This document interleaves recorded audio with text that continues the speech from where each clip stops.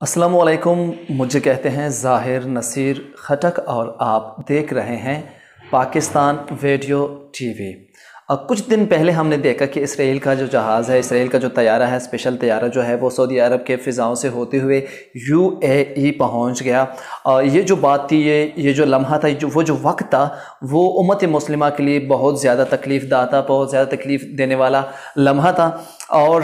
تقریباً امت مسلمہ کا اس لمحے نے، اس وقت نے اور اس حرکت نے امت مسلمہ کا دل دکھایا۔ اور اگر اسے پچھلے ہم چلے جائیں تو ہم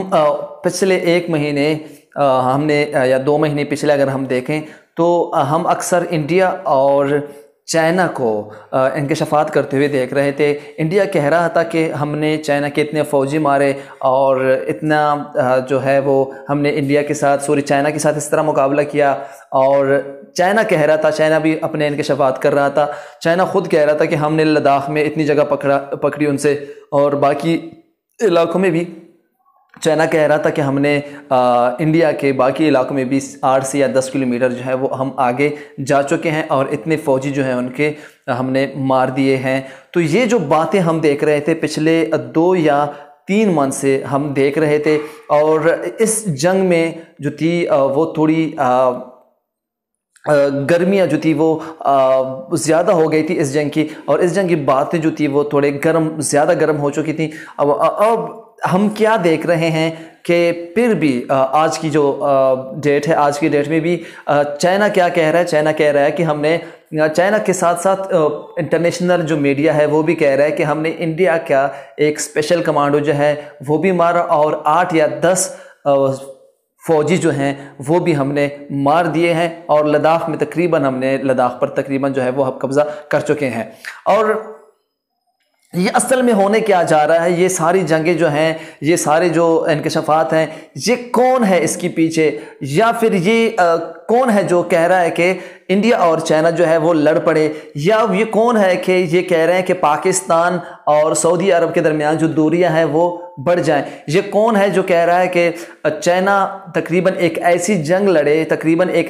لڑے چاہے وہ اس میں چائنا کو فتح حاصل ہو، چاہے اس میں انڈیا کا فتح حاصل ہو، یا کسی بھی کنٹری کو فتح حاصل ہو، مگر کسی کنٹری کے ساتھ چائنا کی ایسی لڑائی ہو جس میں چائنا جو ہے وہ 10-20 سال جو ہے یا اس سے زیادہ جو ہے وہ پیچھے چلا جائے۔ اصل میں وہ عنصر ہے کون؟ اصل میں وہ کون سا کنٹری ہے جو چاہ رہا ہے کہ چائنا اور انڈیا آپس میں لڑ پڑیں؟ میں آپ کو بتا دیتا ہوں کہ ایک ایگزامپل دے دیتا ہوں کہ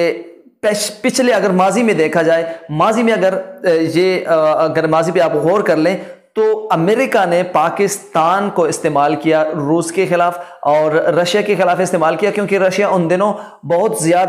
جلد ترقی کر رہا تھا، بہت زیادہ ٹیکنالوجی میں بہت آگے بڑھ رہا تھا۔ تو چائنا کو امریکہ کو یہ بات ہضم نہیں ہو رہی تھی، تو اس نے پس پشت رہ کر پاکستان کو یوز کیا، پاکستانی مجاہدین کو یوز کیا، اور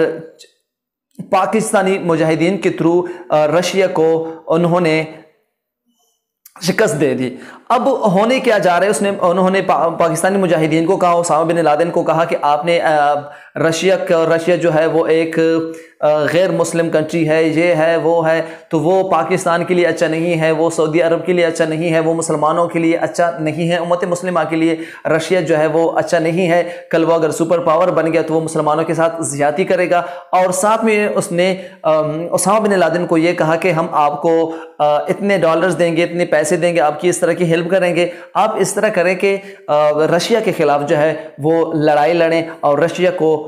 بکیر دیں۔ تو ہوا کچھ یوں کہ اسامہ بن لادن نے رشیا کو کیا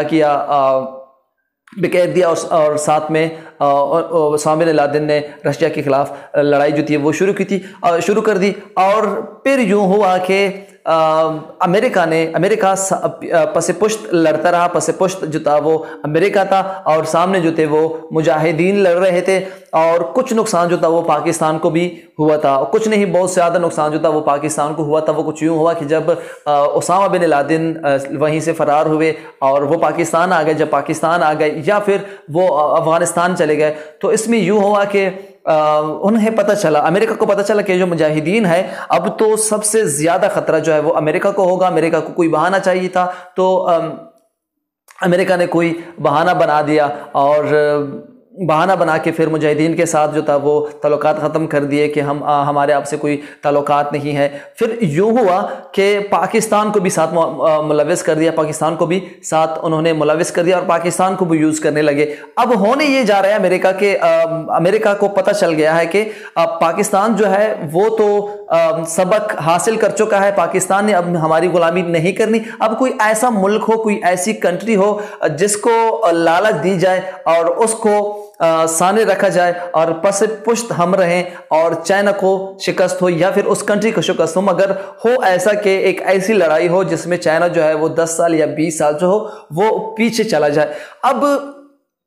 امریکہ انڈیا سے کہہ رہا ہے کہ ہم آپ کی ہر طرح کی ہیلپ کریں گے، ہر طرح کی مدد کریں گے، آپ کو ٹیکنالوجی کے لحاظ سے ہو، چاہے وہ اسلحے کے لحاظ سے ہو، چاہے وہ ٹینکوں کے لحاظ سے ہو، چاہے وہ پیسوں کے ڈالرز کے لحاظ سے ہو، ہم آپ کی ہیلپ کریں گے. آپ ایسا کریں کہ سب سے بڑا دشمن جو ہے وہ آپ کا چائنا ہے اور چائنا ساتھ ساتھ پاکستان کا بھی ساتھ دے رہا ہے، تو آپ کو چاہیے کہ آپ چائنا کے خلاف لڑ پڑے. اگر چائنا مستحکم ہو گیا ٹیکنالوجی کے لحاظ سے اور چائنا اگر مستحکم ہو گیا معاشی لحاظ سے، تو سب سے بڑا نقصان آپ کو ہے اور سب سے بڑا فائدہ جو ہے وہ پاکستان کو ہے. اور یہی وجہ ہے کہ امریکہ چاہ رہا ہے کہ چائنا اور انڈیا کی لڑائی لڑ پڑے اور چاہے انڈیا کے ہو، چاہے امریکہ کو اس سے کوئی تعلق نہیں کہ انڈیا ہار جائے یا پھر چائنا ہار جائے. اس سے انڈیا کو اس کی بات کی کوئی بھی پرواہ نہیں ہے. امریکہ کو اس بات کی کوئی بھی پرواہ نہیں ہے کہ انڈیا ہارتا ہے یا پھر چائنا ہارتا ہے. بس ان کو چاہیے کہ ایک ایسی جنگ لڑی جائے جس میں چائنا تقریباً 10 یا 20 سال جو ہے وہ پیچھے ہو جائے تاکہ وہ سپر پاور نہ بن سکے. چائنا امریکہ کا ابھی بھی دل ہے کہ وہ ابھی بھی کئی صدیوں تک، کئی سالوں تک جو ہے وہ دنیا پر راج کریں اور سپر پاور کی شکل میں ہمیشہ کے لیے ایسی ہی رہے. اور ابھی یہاں پہ ہمیں دیجیے گا اجازت، انشاءاللہ کل یا پھر اگلی ویڈیو میں آپ سے پھر ملاقات ہوگی. پاکستان زندہ باد، پاک آرمی.